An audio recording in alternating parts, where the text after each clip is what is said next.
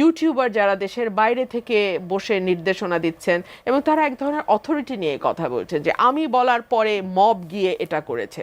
ইউটিউবে কোনো একটা সাক্ষাৎকার দিতে গিয়ে যখন কোনো নেতা বলেই ফেলেন বাংলাদেশ আফগানিস্তানের মতো চলবে কোনো রকম রাগঢাক ছাড়া, তখন তো আসলে দক্ষিণ পন্থার তীব্র উত্থান। প্রফেসর ইউনূসের টিমমেটদের চেহারা আপনি একবার দেখেন। আমি খুব লজ্জার সাথে আপনাকে বলছি, বাংলাদেশ এর থেকে হাজার গুণে ভালো মানুষ আছে, দক্ষ আছে, লোক আছে। বাংলাদেশ ব্যাংক সর্বস্তরের কর্মকর্তা কর্মচারীদেরকে কি পোশাক পরতে হবে তা ঠিক করে দিয়েছে। নারী কর্মকর্তা কর্মচারীদের জন্য শাড়ি, সালোয়ার কামিজ ও ওড়না এবং অন্যান্য পেশাদার শালীন পোশাক পরার নির্দেশনা দেওয়া হয়েছে। শর্ট স্লিভ ও লেংথের ড্রেস অর্থাৎ ছোট হাতা ও ছোট দৈর্ঘ্যের পোশাক ও লেগিংস পরিহার করতে বলা হয়েছে।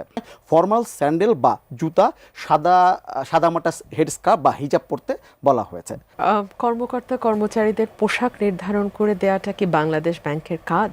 এই প্রবণতা কিন্তু আমরা চরম স্বৈরাচারের সময়ও দেখি নাই। এই যে আমরা বলি না সবার ভেতরে এক টুকরা হাসিনা রয়ে গেছে, এই সরকারের বিরাট একটা অংশ জুড়েই যেন ওই কালো অধ্যায়ের সেই কালিমাগুলো এখনো রয়ে গেছে। এটার জন্য তো আলাদাভাবে ড্রেস কোড কোনো অফিসে লিখে দেওয়া হয়, মানে আমরা তো এরকম বিষয়ের সঙ্গে অভ্যস্ত না। কাজের জায়গার চেয়ে একটা অকাজের জায়গায় একটা গণ্ড মূর্খ ধর্মভিত্তিক সমাজ অথবা ধর্মের মানে ভুল ব্যাখ্যার সমাজে পরিণত হবে।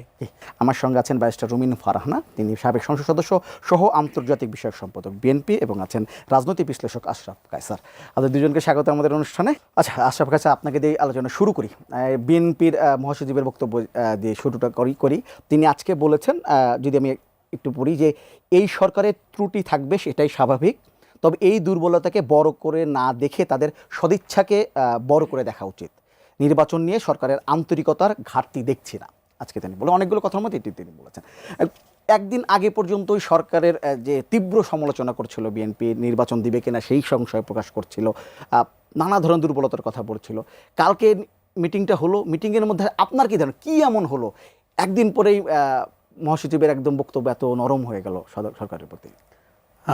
মিটিংয়ের পরে আসিফ নজরুল ব্রিফ করেছেন এবং ব্রিফ করে উনি বলেছেন যে প্রধান উপদেষ্টা সব দলগুলোকে ফ্যাসিবাদ বিরোধী ঐক্য ধরে রাখতে বলেছেন এবং নিজেদের মধ্যে অনৈক্য বা বিভেদ রাজনৈতিক পর্যায় পর্যন্ত রাখতে বলেছেন, তার বাইরে না যেতে বলেছেন।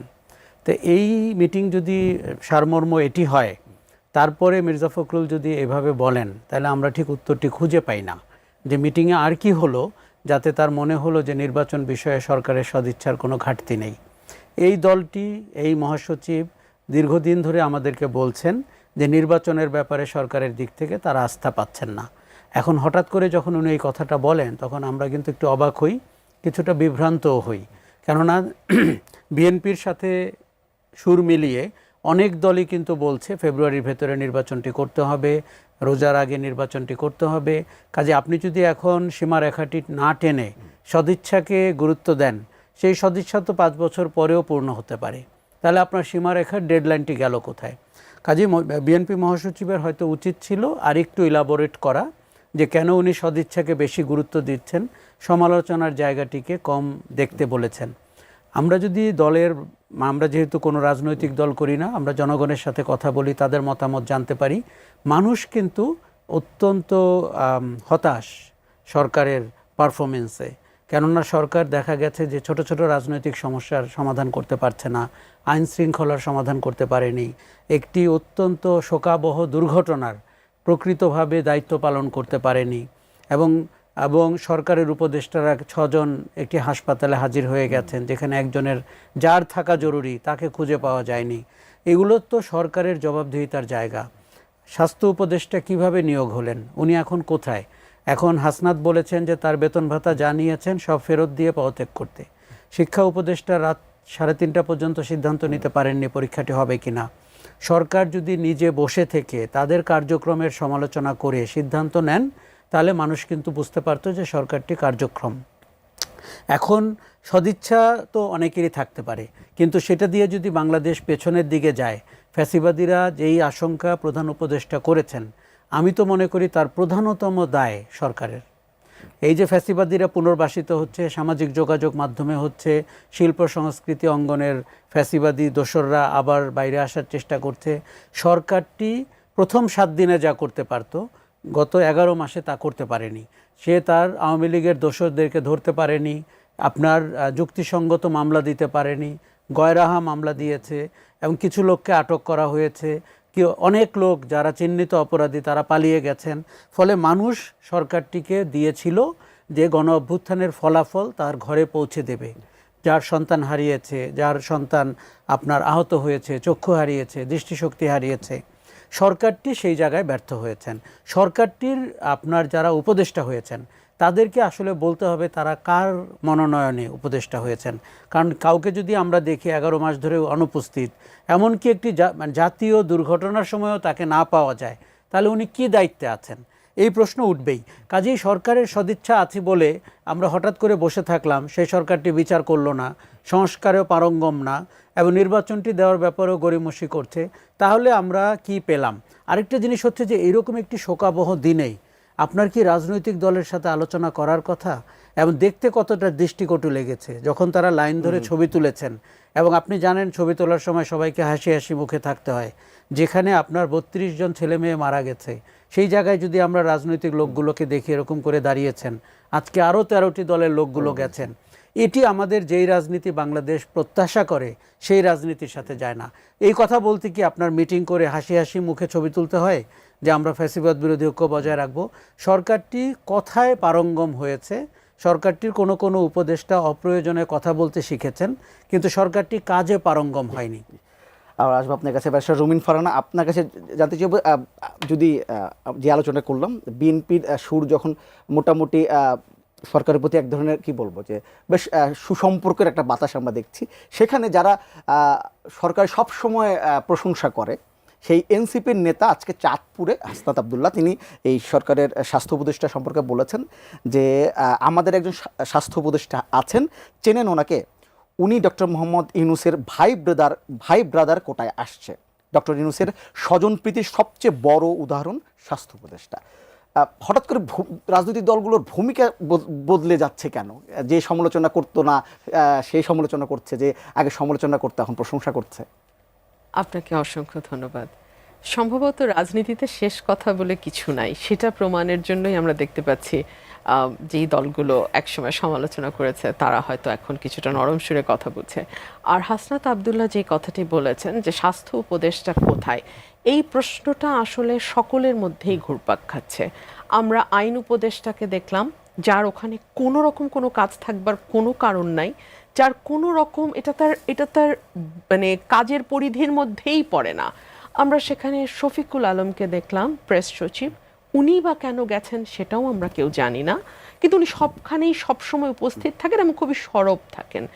আর আমরা শিক্ষা উপদেষ্টাকে দেখলাম, আমরা খুবই আশা করেছিলাম স্বাস্থ্য উপদেষ্টাকে আমরা পাবো, কিন্তু আমরা ওনাকে দেখিনি। এবং এখন পর্যন্ত ঘটনার 3-4 দিন পার হয়েছে, এখন পর্যন্ত আমরা স্বাস্থ্য উপদেষ্টার কাছ থেকে একটা শব্দ শুনি নাই। আমরা শিক্ষা উপদেষ্টাকে কথা বলতে শুনেছি, আমরা আইন উপদেষ্টাকে কথা বলতে শুনেছি, আমরা প্রেস সচিবকে কথা বলতে শুনেছি, কিন্তু আমরা স্বাস্থ্য উপদেষ্টার কোনো কথা শুনিনি।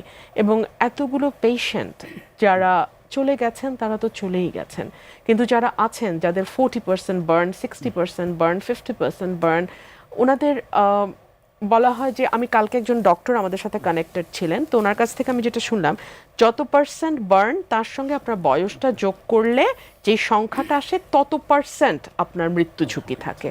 সো 40% যদি কারো হয় আর তার বয়স যদি 20 হয় বা 25 হয়, তার 65% মৃত্যু ঝুঁকি। সুতরাং পুরো জাতির জন্য এই ঘটনাটি একটা বিভীষিকাময় ঘটনা। এর পরপরই পলিটিক্যাল পার্টির 4টা বড় রাজনৈতিক দলের, আমি জানি না এনসিপিকে বড় রাজনৈতিক দল বলবো কিনা, ওনাদের তো এখনো নিবন্ধন হয়নি, বাট ঠিক আছে, যেহেতু প্রধান উপদেষ্টার দফতর থেকে বড় দল বলা হয়েছে, বড় দল 4টির নেতারা বৈঠক করলেন এবং সেখান থেকে ফ্যাসিবাদ বিরোধী ঐক্যের ব্যাপারে একটা ঐক্যমতে আসলেন। আসলে এই ঐক্যটা তো আমাদের দীর্ঘ 17 বছরেই ছিল, তাই না? আমরা তো মাঠে ময়দানে অন স্ক্রিন অফ স্ক্রিন সব জায়গায় তো একসাথেই লড়াই করেছে ফ্যাসিবাদের বিরুদ্ধে।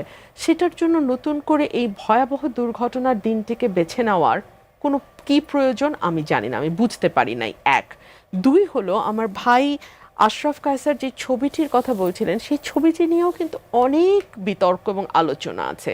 সেখানে আপনি লক্ষ্য করবেন প্রত্যেক দলের নেতাদের গলায় আইডি কার্ড ঝোলানো আছে, কারণ আপনি যদি যমুনায় যান বা প্রাইম মিনিস্টার্স অফিসে যান আপনার গলায় একটা আইডি কার্ড থাকতে হবে, যেই হন না কেন আপনি। কেবলমাত্র প্রাইম মিনিস্টার্স অফিসে যারা কাজ করেন তাদের হয়তো কারো কারো আইডি না থাকলেও চলে। সো আমরা দেখলাম যে উপদেষ্টাদের গলায় আইডি নাই, প্রধান উপদেষ্টার গলায় আইডি নাই, এবং এনসিপির যে দুজন সেখানে উপস্থিত নাহিদ এবং তাদের যে সাধারণ সম্পাদক, এই দুজনের গলায় আমরা আইডি কার্ড যখন দাঁড়িয়ে তারা ছবি তুলেছে, যখন দাঁড়িয়ে তারা ছবি তুলছেন। সো আমরা যে দীর্ঘদিন বলে এসেছি যে সরকারের একটি দল আছে, সরকারি দল আছে, সরকারের দলের চেয়ে বোধহয় সরকারি দল বলাটাই বেটার। সো সেটা আরেকবার এই ছবিটা দিয়ে প্রমাণ হলো।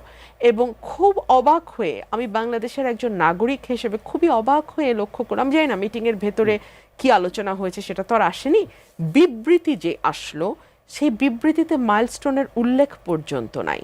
এত বড় একটি ঘটনা, এত বড় একটা ডিজাস্টার, এতগুলো শিশু মারা গেল, এতগুলো মানুষ আহত হলো, স্টুডেন্টরা মারা গেল, শিক্ষকরা মারা গেল, আহত হলো, সেই ব্যাপারে কোনো রকম শোক বার্তাও সেই বিবৃতির মধ্যে ছিল না, অ্যাটলিস্ট আমার নজরে আসে নাই। আমার প্রশ্ন, যদি প্রধান উপদেষ্টা হয়তো ডাকলেন, রাজনৈতিক দলের নেতারা কেন এই দিন এরকম একটা মিটিংয়ে গেলেন? তারা তো মানা করতেই পারতেন। যেহেতু রাজনৈতিক দলগুলোকে আগেই এজেন্ডা বলা হয় না কি নিয়ে আলোচনা হবে, সেহেতু রাজনৈতিক দলের নেতারা ওপেন মাইন্ডে যেতেই পারেন। যে এটা মাইলস্টোন নিয়ে আপনারা জানেন যে ভীষণ রকম উত্তাল ছিল দেশ। মাইলস্টোনের ভেতরে উপদেষ্টাদের 9 ঘন্টা আটকে রাখা হয়েছে, পরের দিন সচিবালয়ে ভাঙচুর হয়েছে, আর্মি পার্সনদের উপরে সাধারণ বিক্ষুব্ধ জনতা বা ছাত্র যেটাই আপনি বলেন তারাও অ্যাটাক করেছে, ইন্টারমিডিয়েট পরীক্ষার ডেট শিফটিং হয়েছে রাত 3টায়, সেটা নিয়েও ক্ষুব্ধতা ছিল স্টুডেন্টদের।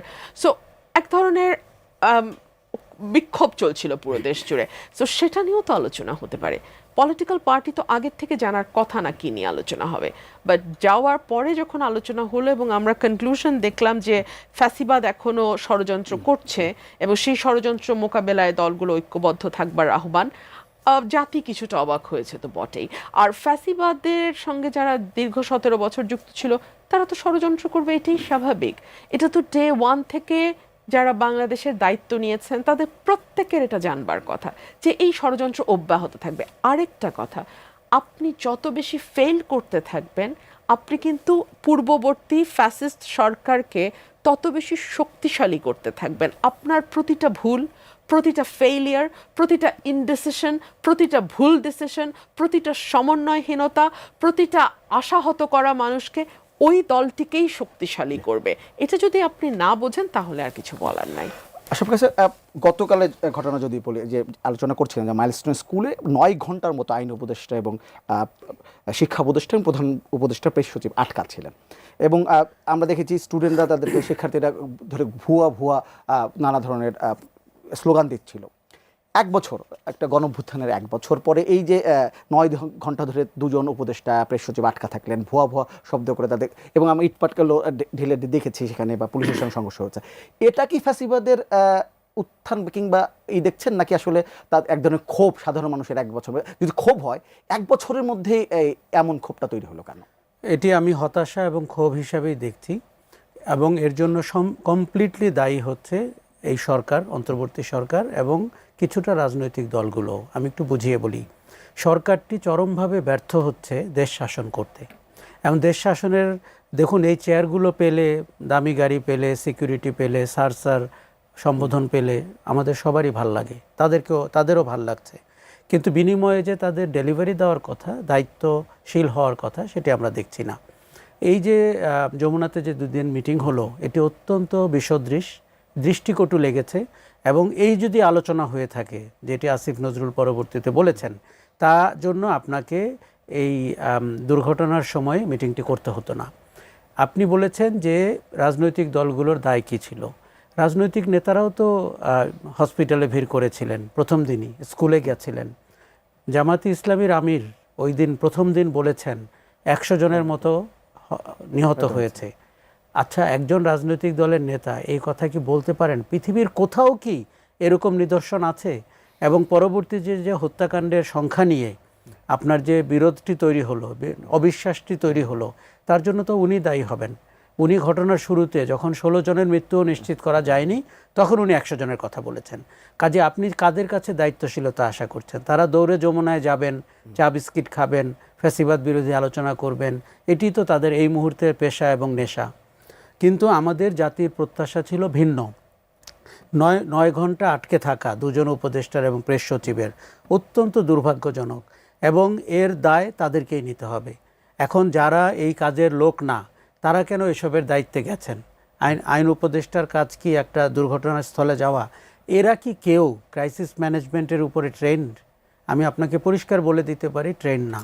Crisis management is a completely different issue. তার জন্য সরকারের ট্রেন্ড ব্যক্তিটা কে?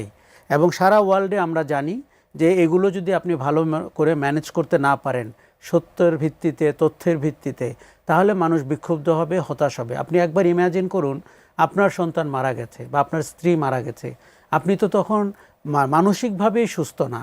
আপনি তখন যে কাউকে ভুয়া ধ্বনি দিতে পারেন, আক্রমণও করতে পারেন। এর জন্য যারা ট্রেন্ড, তারা সরকারে থাকার কথা ছিল। কিন্তু সরকারটি যেহেতু ভাই বেরাদর, ফ্রেন্ডস অ্যান্ড ফ্যামিলির সরকার হয়েছে, সেজন্য তারা ট্রেন্ড লোক খুঁজে পায়নি। এখনও সময় ছিল সরকারের ট্রেন্ড লোক খোঁজা, কিন্তু সরকারটির মধ্যে আমরা ডিনায়াল দেখতে পাই। আর এই সরকার সবচেয়েতে অজবাবদিহিমূলক সরকার। এই সরকার কারো কাছে জবাবদিহি করে না। দেবপ্রিয় ভট্টাচার্য যেমন বলেছেন সরকারের ভেতরে সরকার আছে, আমি আপনাকে বলছি সরকারের ভেতরে কয়েকটি সরকার আছে, একটি না। এবং ওই সরকারগুলো গোষ্ঠী, 3 জন 4 জন 5 জন উপদেষ্টা, তারা একটা কিচেন ক্যাবিনেট তৈরি করেছেন। আমরা তাদের পরিষ্কারভাবে চিনি এবং জানি। কাজেই এইভাবে যদি বাংলাদেশের গণ অভ্যুত্থান তাদের হাতে অনিরাপদ থাকে, এর সম্পূর্ণ দায় তাদের জায়গায় 11 মাস আগে আমরা যদি অন্য 20 জনকে দায়িত্ব দিতে পারতাম, হয়তো আজকে এই অবস্থা হতো না। কাজেই আমরা দুর্ঘটনার সময় সরকারের অব্যবস্থাপনাকে দায়ী করব। ওনারা কেউ কেউ অতিমাত্রায় মিডিয়া অ্যাটেনশনও পেতে চান, হিরো হতে চান, সময়ের নায়ক হওয়ার চেষ্টা করেছেন, হতে গিয়ে ভুয়া ধ্বনিতে পড়েছেন এবং 9 ঘন্টা আটকে ছিলেন। কাজেই ওনাদের এখন সম্বিত ফিরে পেতে হবে, বুঝতে হবে যে এইটা টিভির স্ক্রলে আসার বিষয় না। আমাদের এই সরকারের অনেক উপদেষ্টাকে আমরা ব্রেকিং নিউজের আইটেম হতে দেখি, স্ক্রলে আসতে দেখি, অপ্রয়োজনে মিনিট তারা নষ্ট করেন আমাদের।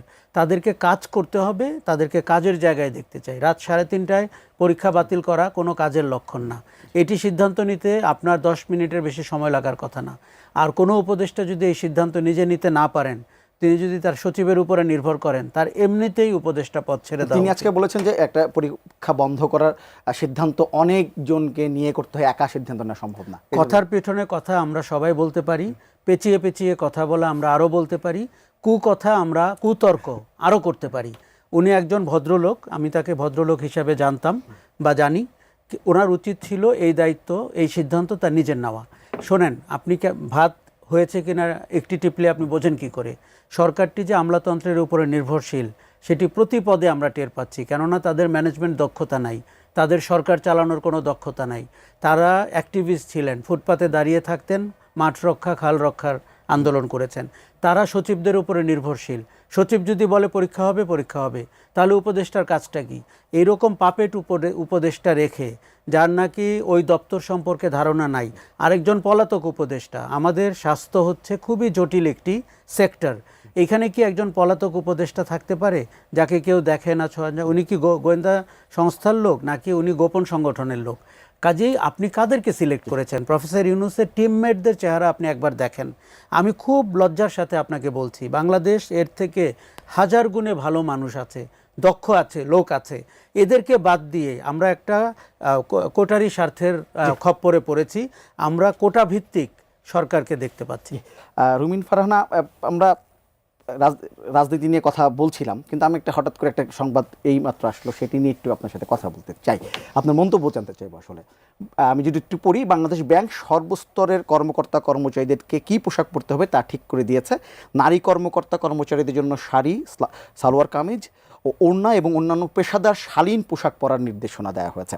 শর্ট স্লিভ ও লেংথের ড্রেস, অর্থাৎ ছোট হাতা ও ছোট দৈর্ঘ্যের পোশাক ও লেগিংস পরিহার করতে বলা হয়েছে। আজকে 21শে জুলাই বাংলাদেশ ব্যাংকের মানব সম্পদ বিভাগ এটি নির্দেশনা দিয়েছে। এই নির্দেশনায় ফর্মাল স্যান্ডেল বা জুতা, সাদামাটা হেডস্কার্ফ বা হিজাব পরতে বলা হয়েছে। পুরুষদের পোশাকের ক্ষেত্রে লম্বা বা হাফ হাতার ফর্মাল শার্ট ও ফর্মাল প্যান্ট পরতে বলা হয়েছে। পরিহার করতে বলছে জিন্স এবং ক্যাবর্ড প্যান্ট। এটির মন্তব্য জানতে চাই। কর্মকর্তা কর্মচারীদের পোশাক নির্ধারণ করে দেওয়াটা কি বাংলাদেশ ব্যাংকের কাজ? এক। দুই হলো, এই সরকারটি আসবার পর থেকেই কে কি ধরনের পোশাক পরবেন, কে কোন ধরনের অনুষ্ঠানে যাবেন, নারীরা ফুটবল খেলতে পারবে কিনা, তারকারা শোরুম উদ্বোধন করতে পারবে কিনা, নারীরা বা পুরুষরা হোয়াটএভার মঞ্চ নাটক হবে কিনা বা হলে কোন ধরনের মঞ্চ নাটক হবে, এই সকল কিছু নির্ধারণ করে দেওয়ার একটা প্রবণতা আমরা লক্ষ্য করছি। এই প্রবণতা কিন্তু আমরা চরম স্বৈরাচারের সময়ও দেখি নাই। এই যে আমরা বলি না সবার ভেতরে এক টুকরা হাসিনা রয়ে গেছে, এই সরকারের বিরাট একটা অংশ জুড়েই যেন ওই কালো অধ্যায়ের সেই কালিমাগুলো এখনো রয়ে গেছে। আপনি আমাকে বলেন তো, এই নিউজটা আমিও পড়ছিলাম আপনার সাথেই, সেখানে একটা প্রশ্ন এসছে যে এখন পর্যন্ত কি বাংলাদেশ ব্যাংকের কোনো কর্মকর্তা কর্মচারী অশালীন পোশাক পরে এসছেন? তো উত্তরে বাংলাদেশ ব্যাংক বলছে না, তা আসে নাই, অশালীন পোশাক পরে আসে নাই, তবে আগের থেকেই আমরা একটু বলে দিলাম। গত 53-54 বছরে যে কথা বলার প্রয়োজন হয়নি, বাংলাদেশ ব্যাংকে যারা চাকরি করবেন কর্মকর্তা হিসেবে তারা খুব ভালো করে জানেন কোনটা পরা যাবে কোনটা পরা যাবে না, অফিসের জন্য কোনটা সুটেবল কোনটা সুটেবল না। এটার জন্য তো আলাদাভাবে ড্রেস কোড কোনো অফিসে লিখে দেওয়া হয়, মানে আমরা তো এরকম বিষয়ের সঙ্গে অভ্যস্ত না। এবং অ্যাজ ফার অ্যাজ মহিলাদের পোশাক নিয়ে যেই ইয়েটা, সেটা এক ধরনের মরাল পুলিশিং। যারা হিজাব পরবেন তারাও হালকা কালারের হিজাব পরবেন। সো একজন নারী কীরকম কোন রঙের পোশাক পরবেন বা তিনি আদৌ পরবেন কিনা হিজাব বা পরবেন না, তিনি তার জামার লেংথ কতটুকু রাখবেন, এটা আমার মনে হয় বাংলাদেশ ব্যাংকে যারা জব করেন বা করবেন আগ্রহী তারা সকলেই মোটামুটি জানেন। এইটুকু কাণ্ডজ্ঞান তাদের আছে বলেই তো তারা ওই রকম একটা প্রতিষ্ঠানে যেতে পারছে। বরং আমি যদি পাল্টা প্রশ্ন করি, বাংলাদেশ ব্যাংকের চোখ ফাঁকি দিয়ে তো বাংলাদেশ থেকে একটা ডলারও বাইরে নিয়ে যাওয়ার উপায় নেই। আমি দেশের বাইরে পড়াশোনা করেছি, আশরাফ কায়সার ভাই রেগুলার দেশের বাইরে যান, আপনি জানেন, আমরা সবাই জানি যে বাংলাদেশ থেকে একটা ডলার বাংলাদেশ ব্যাংকের অনুমোদন ছাড়া আপনি নিতে পারবেন না, পারমিশন লাগে ডলার নিতে। বাংলাদেশ থেকে হাজার হাজার লক্ষ লক্ষ ডলার কি করে বিদেশে চলে গেল, বাংলাদেশ ব্যাংক কোনো খবর নিতে পারলো না। এক। বেগমপাড়া, মালয়েশিয়ার সেকেন্ড হোম, এগুলো নিয়ে সংসদে আলোচনার পরেও বাংলাদেশ ব্যাংক বা বাংলাদেশ ফাইন্যান্সিয়াল ইন্টেলিজেন্স ইউনিট তারা কি কখনো কোনো রকম কোনো পদক্ষেপ নিয়েছে? আমাদের জানা নাই। ব্যাংকগুলোতে মন্দরিনের নামে, মানে মন্দরিন করে হরিল লুট করা হয়েছে, ইচ্ছাকৃতভাবে লোন নেওয়া হয়েছে, লোন ফেরত দেওয়া হবে না। বাংলাদেশ ব্যাংকের যেই একটা রেগুলেটরি অথরিটি, একটা যে তাদের সুপারভিশনে করার কথা, একটা যে তাদের নজরদারির মধ্যে রাখার কথা ব্যাংকগুলোকে এবং ব্যাংকের পরিচালকদেরকে, তার কোনোটাই কি আমরা দেখেছি? বরং আমরা বাংলাদেশ ব্যাংকের আইন, ব্যাংক কোম্পানিজ অ্যাক্ট দফায় দফায় পরিবর্তন করে, আইনটা পরিবর্তন করে মন্দরিনের সংজ্ঞা পাল্টানো হয়েছে যাতে মন্দরিন কম দেখানো যায়। ঋণ খেলাপিদের সংজ্ঞা পাল্টানো হয়েছে সো দ্যাট তারা আরেকবার ঋণ নিতে গিয়ে কোনো বাধার মুখে না পড়ে। অর্থাৎ অর্থনৈতিক ক্রাইম বাংলাদেশে যা যা হয়েছে, বাংলাদেশ ব্যাংকের সহযোগিতা ছাড়া কি সেগুলো হয়েছে? আর এখন তাদের ফোকাস হয়েছে নারী এবং পুরুষ কে কোন পোশাক পরে অফিসে আসবেন। মানুষ কিন্তু এগুলো ভালোভাবে নেয় না। আশা করছি আপনার কাছে জানতে হবে একটা যে অন্তর্বর্তীকালীন সরকারের প্রধান উপদেষ্টা ডক্টর মোহাম্মদ ইউনূস, তার প্রশাসনের একটা প্রতিষ্ঠান বাংলাদেশ ব্যাংক যখন নারীর জামার হাতা ছোট হবে নাকি বড় হবে এমন একটি নির্দেশনা জারি করে, এটা আসলে আপনার কাছে কেমন লাগে? দেখুন, আমরা 5ই অগস্টে শেখ হাসিনা পালিয়ে যাওয়ার পরে জেনারেল ওয়াকারুজ্জামানের মুখ থেকে বিএনপি মহাসচিবের নাম শুনতে পারিনি।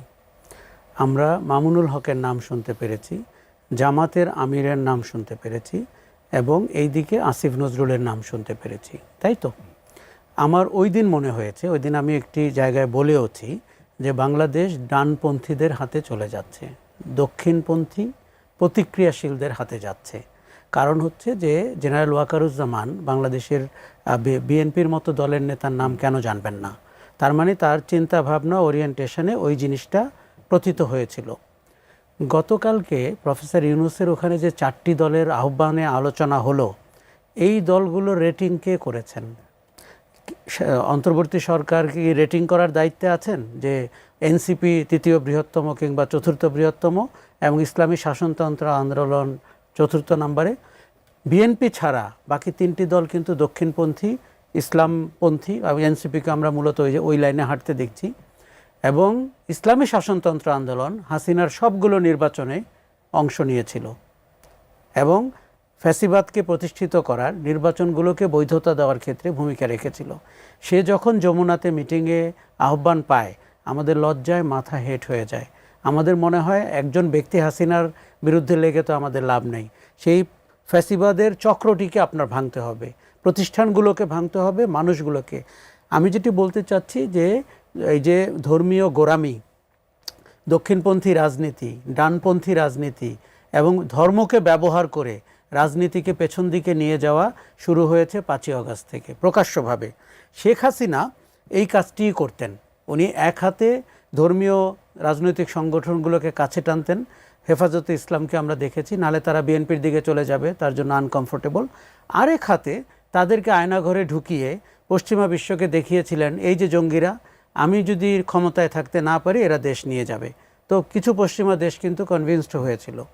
এখন আপনি যে আজকে বাংলাদেশ ব্যাংকের সার্কুলারটি পড়ে শোনালেন, এটি আমাদের লজ্জায় মাথা হেঁট হয়ে যাচ্ছে। এই ব্যাংকের কাজ কি? দেখুন, পৃথিবী একদিকে যাচ্ছে, আমরা গোঁড়ামিতে আরেক দিকে, উল্টো দিকে যাচ্ছি। পৃথিবী বলছে তুমি শর্টস পরে অফিসে আসতে পারো, পৃথিবী বলছে যে তুমি বাসা থেকেও কাজ করতে পারো, তোমার চিন্তা এবং তোমার কাজ ম্যাটার্স, এর বাইরে আর কিছু ম্যাটার করে না। আমরা বলছি যে তার পোশাক পরিচ্ছদ, তার বহির আবরণ ম্যাটার করে। তাহলে তার কাজ নিয়ে আলোচনা কোথায়? বাংলাদেশ ব্যাংকে লাস্ট কবে আপনি সার্কুলার দেখেছেন কাজ নিয়ে এবং প্রমোশন নিয়ে অথবা স্কিল ডেভেলপমেন্ট নিয়ে? এই যে আমরা বলছি $200 বিলিয়ন উপরে 16 বছরে পাচার হয়েছে, বাংলাদেশ ব্যাংকের অফিসিয়ালরা বা ব্যাংকিং অফিসিয়ালরা গভীরভাবে যুক্ত। আমরা তো কিছু লোককে আটক করেছি, কিছু লোক পালিয়ে গেছে, কিন্তু এই অনিয়মটি বাংলাদেশে মূলত হয়েছে যে আমদানি রপ্তানির বাণিজ্যের ভেতর দিয়ে, এবং 70% অপরাধ হয়েছে গতকালকে বিআইবিএম এর তথ্য মতে আমদানি রপ্তানির নামে ওভার ইনভয়েসিং, আন্ডার ইনভয়েসিং করে। বাংলাদেশ ব্যাংক তার কোনো কুলকিনারা করতে পারেনি, উল্টো বাংলাদেশ ব্যাংকের ইন্সপেক্টররা ঘুষ খান এবং তারা বিভিন্ন ব্যবসা প্রতিষ্ঠান এবং বেসরকারি ব্যাংকে গিয়ে তাদের প্যাকেজটা অফার করেন। বাংলাদেশ ব্যাংকের কার হাতা আছে কার হাতা নাই, কে হিজাব কোন কালারের পরবেন, কে জিন্স পরবেন না গ্যাবার্ডিন পরবেন, এইসব বেহুদা কাজ না বাদ দিয়ে তার নিজের কাজ করতে হবে, $200 বিলিয়ন ফেরত আনতে হবে। আপনারা খেয়াল করে দেখবেন বাংলাদেশ ব্যাংকে কোনো সংস্কার হয়নি। কেন? আমরা একজন গভর্নর বসিয়েছি, আরেক গভর্নর পালিয়ে গেছেন। এটি কি একটা সংস্কার হলো? তাহলে এখানকার যে ডিপার্টমেন্টগুলো সেগুলোর সংস্কার কি করে হবে? এটি অত্যন্ত বেহুদা মেমো। এই নোটিশ আমাদেরকে লজ্জায় ফেললো এবং আমি মনে করি সবার এইসব নোটিশ বর্জন করতে হবে। কেননা আজকে বাংলাদেশ ব্যাংকের এই নোটিশ যদি আপনি কোনো কারণে মেনে নেন, কালকে আরও প্রতিষ্ঠান একই জিনিস শুরু করবে এবং দেশটা কাজের জায়গার চেয়ে একটা অকাজের জায়গায়, একটা মূর্খ, গণ্ডমূর্খ ধর্মভিত্তিক সমাজ অথবা ধর্মের মানে ভুল ব্যাখ্যার সমাজে পরিণত হবে। একটু আবার যদি রাজনীতি ফেলি, এই আমার মনে হয় এখন কিছুক্ষণ আগে যে আলোচনা করলাম এটার সাথে অনেকটা রিলেটেড আছে, যে দেবব্রত ভট্টাচার্য, আমরা জানতাম যে এই সরকারের বেশ প্রশংসা করেন তার কাছেরগুলো। তিনি যখন বলছেন যে এই সরকার, আমি যদি একটু বলি যে এখন মোটামুটি পরিষ্কার হয়েছে যে আমরা সরকার বলতে যাদের দেখি আনুষ্ঠানিকভাবে, আসলে তার ভেতর আরেকটা সরকার আছে। এটা এখন আর কোনো গোপন বিষয় নয়, এটা সবার কাছেই প্রকাশ্য। এই সরকারের নিরপেক্ষতা পুনঃপ্রমাণ করা কাদম্বরীকেই করিতে হইবে, তিনি আজকে বলেছেন। এই সরকারের ভিতরে আরেকটা সরকার কারা? সরকারের ভিতরে আরেকটা সরকার কারা, এটা আমাদের কাছে এখন কিন্তু অনেকটাই স্পষ্ট। এর আগে দেবপ্রিয়দা আরেকটা কথা বলেছেন দুদিন আগে, তিনি বলেছেন যে এই সরকারের মতো এত নিষ্পাপ, নিরপরাধ এবং ইনোসেন্ট সরকার অতীতে কখনো দেখিনি। আমরা যদি কোনো প্রস্তাব নিয়ে যাই, ওনারা বলেন হ্যাঁ সব জানি, সব করে ফেলবো, আপনাদের এটা নিয়ে কোনো চিন্তাই করতে হবে না। কিন্তু কাজের বেলা দেখা যায় কিছুই হয়নি। শুল্ক আরোপ, আমেরিকা যে আমাদের উপর 35% শুল্ক আরোপ হচ্ছে, সেটা প্রেক্ষিতে উনি বলছিলেন। আজকে উনি যে কথাটি বলেছেন এটা তো মোটামুটি সকলের কাছে স্পষ্ট। এই সরকারটি কোন মতাদর্শের দিকে কিছুটা ঝুঁকে আছে, বা কোন মতাদর্শের মানুষজন এই সরকারের ভেতরে ভেতরে ঢুকে কাজ করছে, এটা তো খুব পরিষ্কার। এই যে এই ছবি, যে হাস্যোজ্জ্বল ছবি নিয়ে আমরা আলোচনা শুরু করেছিলাম, সেই ছবিটার দিকে যদি তাকান, যতই মুখে এখন সমালোচনা বা বিরোধিতা করা হোক না কেন, সরকারি দল কারা, সরকারের সমস্ত সুযোগ সুবিধা কারা নিচ্ছে আমরা দেখতে পাচ্ছি।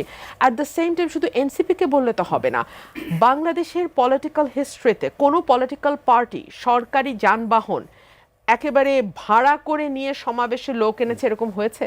15 বছরে বিএনপি সমুদ্রের মতো একটা সমাবেশ করেছে না? সেখানে মানুষ এসছে কি করে? লুকিয়ে, হেঁটে, কখনো ভ্যানে চড়ে, কখনো রিক্সায়, কখনো বাসে, মানে যখন যেভাবে পেরেছে মানুষ এসছে। এখন আমি দেখতে পাচ্ছি জামাতের সভা উপলক্ষে একটা ট্রেনের মানে পুরো রিজার্ভ হয়ে গেছে। বলা হচ্ছে না আমাদের তো ভাড়া পেয়েছি, ছুটির দিন আমাদের লাভ হয়েছে। আমরাও একটু দেখতে চাই পরবর্তীতে কোনো পলিটিক্যাল পার্টি যদি ঘোষণা করে যে তারা সমাবেশ করবে, তাদেরকেও টাকার বিনিময়ে একই ফ্যাসিলিটি দেওয়া হয় কিনা, এইটাও তো আমরা দেখতে চাই। এর বাইরে যদি আপনি দেখেন, শুধু তো দেশের ভেতরে না, দক্ষিণ পন্থাকে উস্কে দেয়া, দক্ষিণ পন্থার মতাবলম্বী মানুষদেরকে নানানভাবে ফ্যাসিলিটেট করা, তাদেরকে একটা খুব উর্বর ভূমি তাদের জন্য তৈরি করে দেওয়া, এটা তো দেশের বাইরে থেকেও ক্রমাগত উস্কানি আছে। সরকারের ভেতরে নাম ধরে ধরে বলা যায় যে কারা আসলে বিদেশে মানে একটা লিংক রেখে এখানে তারা কাজ করছেন, এবং আমাদের ইউটিউবার যারা দেশের বাইরে থেকে বসে নির্দেশনা দিচ্ছেন, এবং তারা এক ধরনের অথরিটি নিয়ে কথা বলছেন যে আমি বলার পরে মব গিয়ে এটা করেছে, আমি বলেছি বলে মব ওটা করেছে। এবং সেই ঘটনাগুলো যখন আমরা ঘটতে দেখেছি, তখন আমরা সরকারকে পুরোপুরি নিষ্ক্রিয় দেখেছি।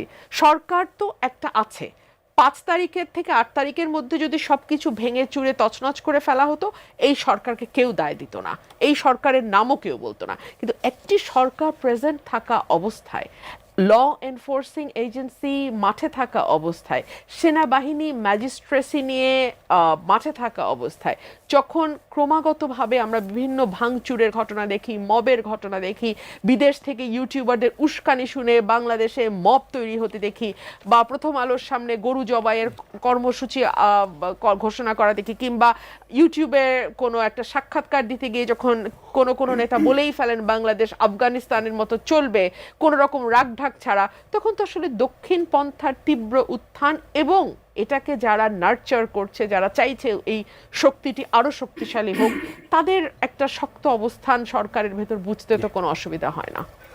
আশা করি আপনি, আমি যদি একটু জিজ্ঞেস করি যে সরকারের এখন যে অবস্থা, আসলে আমি যদি, বিএনপি বলছে যে নির্বাচন নিয়ে তারা এই সরকারের আন্তরিকতার কোনো ঘাটতি তারা দেখছে না, ঠিক সেই সময় দেবপ্রিয় ভট্টাচার্য বলছেন যে অন্তর্বর্তী সরকার চাইলেও এখন একটা ভালো নির্বাচন করতে পারবে কিনা এ নিয়ে এখন সন্দেহ আছে।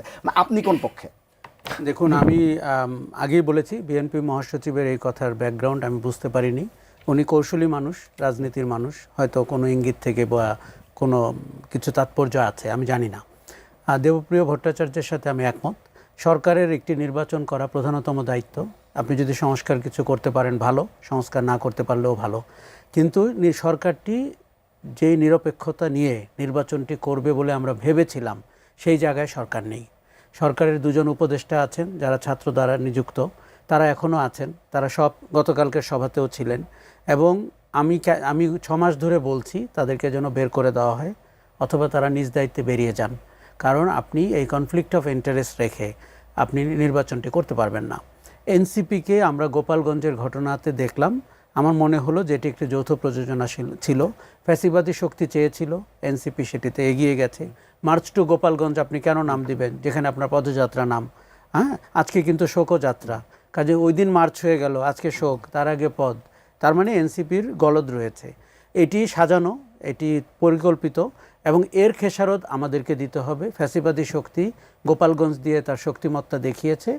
63টা জেলায়, বাকি 63টা জেলায় যদি ঘটায় আপনি কি করবেন? আপনি গোপালগঞ্জ মোকাবেলা করতে পারেননি।